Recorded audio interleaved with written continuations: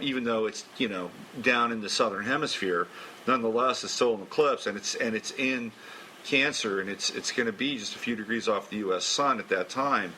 And you're talking about the one in July. Yeah, the one in July, and I see that as being the tail end of the January 4th eclipse. So, and which was in Capricorn. I think it's going to get. I think the July 1st eclipse. I don't get a real intensity with today's eclipse, tomorrow's eclipse, because it's now almost 1 o'clock in the morning here. As much as I do with the July 1st eclipse, but I do think that the energies with this eclipse today and the eclipse on the 15th, and even going back to the eclipse on the 4th of January, I think to your point, they're all coalescing and adding to this pressure, and I think ultimately what the benefit is for us, and maybe you might be able to give some perspective, is that what we as individuals, as humans, I think are really craving for right now is transparency. Like, we want to understand, we want to know. We're tired of being lied to. I mean, you can see this in the streets of Europe. People are, they're gathering en masse in Greece and in Spain and in Italy.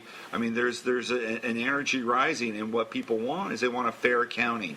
And I think for that fair accounting to take place, we're going to have to see sort of this canker sort of, rise up and burst. And I think it's unavoidable. I think you're right. And I think that comes back to Saturn in Libra. Yeah. The search for justice, the need for justice, and for justice to become real in the world.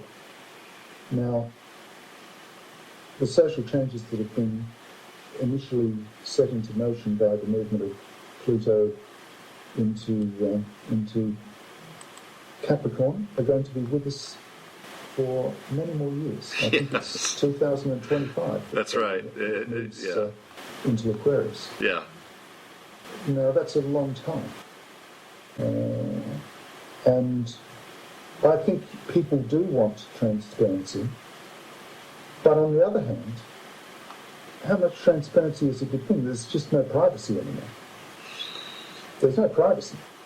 So well, that's the irony, though. I mean, there's no privacy, but there's no transparency. I mean, you know what I mean? I mean, that's the irony, and I think what we want is we want an equal accounting of that ledger sheet. Well, I think that's what we want, and that's what we're hoping for with justice, and that's the that's the Saturn in Libra at its best. But while we have this strong need for control, which is out there at the moment, illustrated by, I think, Pluto and Capricorn, control, like the government's requiring control and all that sort of stuff.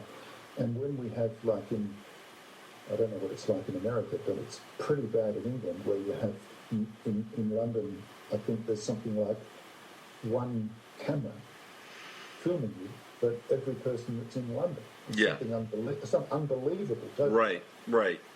Now, while you're being filmed everywhere, and every time you enter a keystroke into your computer onto the World Wide Web, someone's tracking it. That's right. And, every time you get a phone call from anybody, they want your name, your address, your telephone number, whether your grandfather was a member of the Communist Party, and all this kind of stuff.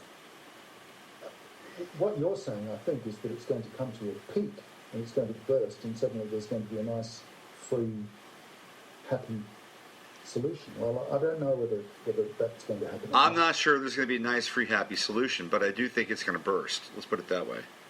Well, what would you think would make it burst? I mean, in what way is it going to burst? Well, I think what we're going to see is we're going to see deep economic fallout. Deeper than we're experiencing now. Deeper than we're experiencing. Oh, no doubt. No doubt, Rob. Absolutely. And we're going to see that, and people are going to, because the flip side of this, and what we're seeing in Europe, the IMF is sort of the problem child for the IMF has been Greece, and the IMF now is floating this idea that part of Greece's austerity program will be for them to renounce their sovereignty, like they will be absorbed by the IMF. The IMF will own Greece. Well, this is nothing new. The IMF has been playing this game in third world and developing countries for the better part of the last 30 years. But this is the first time that they've done this in Europe. And this this reality is now coming to the first world, so to speak. And this is where I think people are they're going to get hit upside the head with the wake-up stick. And they're going to. Well, it's not before time. What's that? It's not before time. Right. No, I agree. And I think that we're going to. That people are going to say, okay, well, what happened here?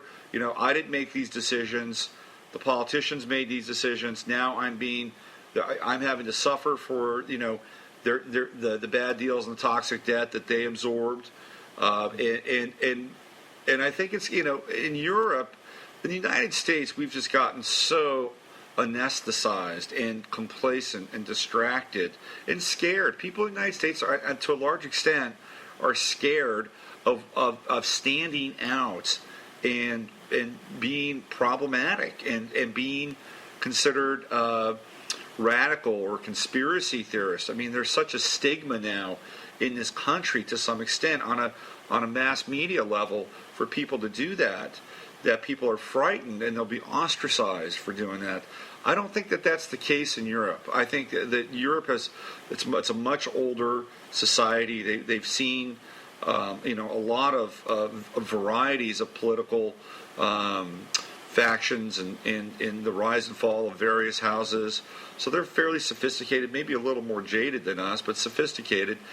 But at the same time, they have a much deeper history of protest when they have to. And we're going to see that. I mean, my sense here, Rob, is we're going to see that this summer is going to be the summer of I wouldn't necessarily call it global protests or global riots, but I think it's going to be very hot in Europe this summer. And this is where I think we're going to see some of the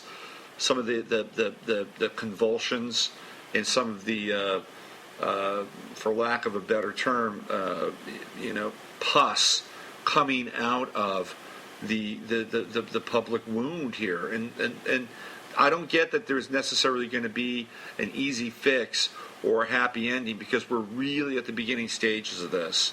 We're at the pre-stage, but it's starting to happen and it's starting to foment. And I don't know how it's going to manifest and unfold and resolve itself, but I think we're at a point now where there's almost no turning back.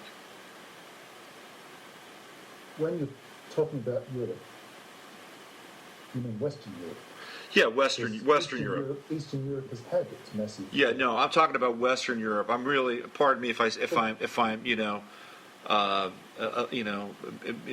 excluding Eastern Europe, but I don't mean to exclude them. I'm talking Western Europe, but I'm talking mostly France, Italy, Spain, Greece, England, Ireland, even though it's not really technically part of Europe.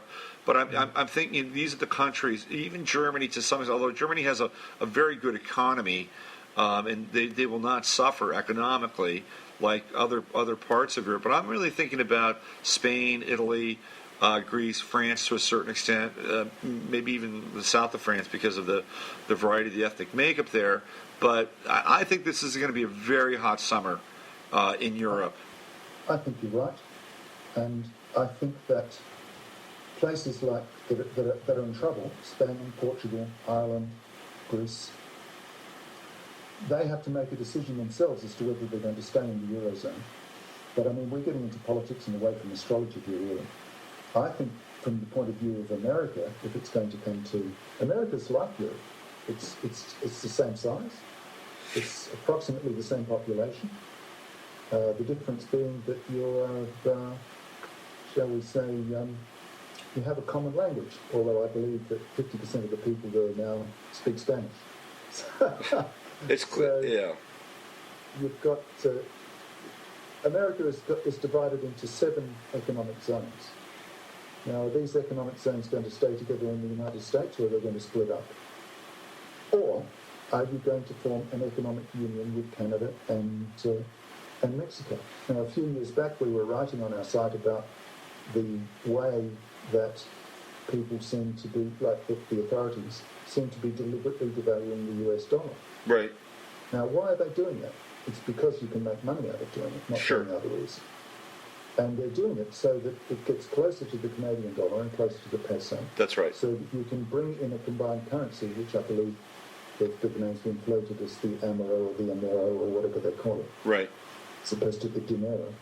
Right. And this may come about in the same way as they did that in Europe, where they had a single currency, and then you find that the people in charge of the banking organisations have a lot more power because they're able to control different parts of the conglomerate in a way that is that they wouldn't be able to do if it wasn't for the fact that it was conglomerate. And this is very Pluto in Capricorn. That's right.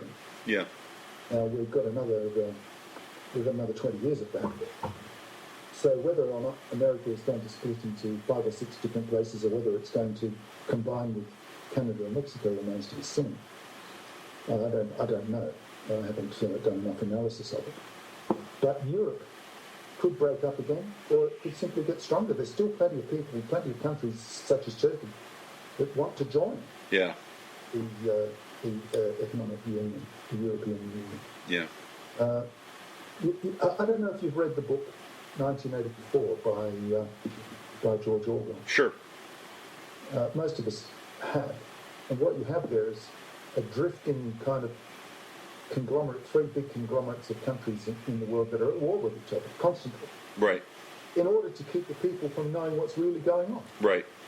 And I think a lot of that is going on in America now, and in other parts here as well, where, suddenly we have this big patriotic surge, we have to go out there. You've just had Memorial Day, so you've no doubt had as much of it as you can take, where they're out, praising the war machine and saying what great heroes they are, the people that have been sent out there to have their arms and legs blown off. Right. And, I think that it will be... It's up to the young people to do something about this. I mean, I don't know how old you are, but I'm in my 60s. So my days of revolution in the streets and so on date back quite a long way. And I'm a bit beyond it now. But I think that people like my son's age, who's 15 now, so he's going to have to deal with all this. And so are his compadres. And whether they are going to deal with it in the kind of way that the apathetic way that's been dealt with in recent years remains to be seen, because their generation has Pluto in Sagittarius. Right. What are they going to do? Think back to the previous revolutionary generation, Pluto in Leo, the baby boomers as they call them now. Right. That's a fire sign. We've got it's out of that fire sign now, but it will be in that generation is going to be out there trying to find typically Sagittarian solutions, such as spiritual solutions of travel and intermixture of venture, and moving out rather than in. Yeah. So. No, they're going to be interesting. I think that they're a wild card. I think the Pluto and Sag. My son is Pluto and Sag, but my son is younger than your son by 8 years. My son is 7. In fact, his Pluto is conjunct my Jupiter. Lucky you. And anyway, but I think they can be a real wild card. And the reason I say this is because Sagittarius can be so zealous at times. And I think that they can either be great revolutionaries and complete and utter, bullshit detector warriors, right? Yeah. Or I think they could flip into, or a faction of them could flip into, and maybe for a while they may flip back into hardcore fascism. I mean, that's another, kind of zealous side of Sagittarius in terms of idealism and the extremism of idealism with Pluto.